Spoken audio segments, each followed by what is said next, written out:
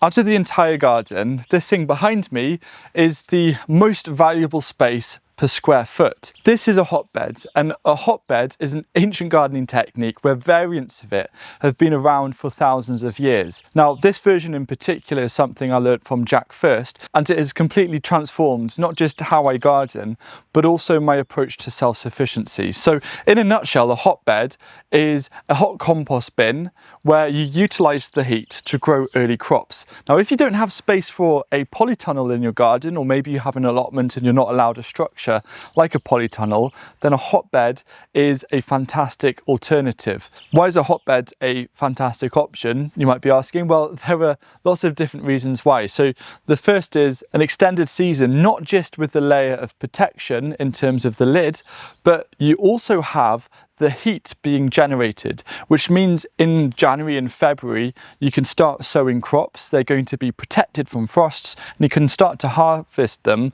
from March onwards. So if you have a hotbed, a hungry gap isn't really an issue. Now, once the first set of crops have been harvested, you can then succession plant. Now, because you're basically growing on top of a compost bin, this is where you grow hungry things like cucumbers or squash or tomatoes. And what you get at the end of the season is a fantastic pile of compost that you can then use to mulch your beds. Now, in small spaces, the height of a hotbed is great because this gives you extra growing space to allow things to trail over, like those cucumbers or those squash. But the other thing is you can use this as a trellis to grow things up.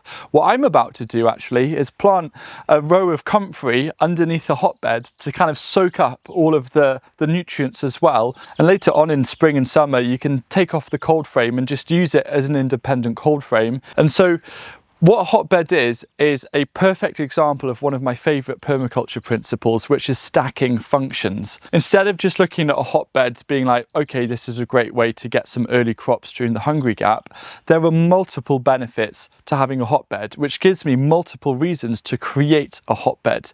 Also, another benefit that I forgot in a way to continue stacking functions is when you sow your first rows in the hotbed, in between those rows, you can put in pots of sown seeds or trays of sown seeds to utilize that heat to help speed up germination of seedlings. The more benefits that something provides, or the more benefits that we understand, the more valuable it gets, and ultimately the more productive our garden gets. I've got some free resources down below in the caption, and I've also obviously included hotbeds in my upcoming permaculture book.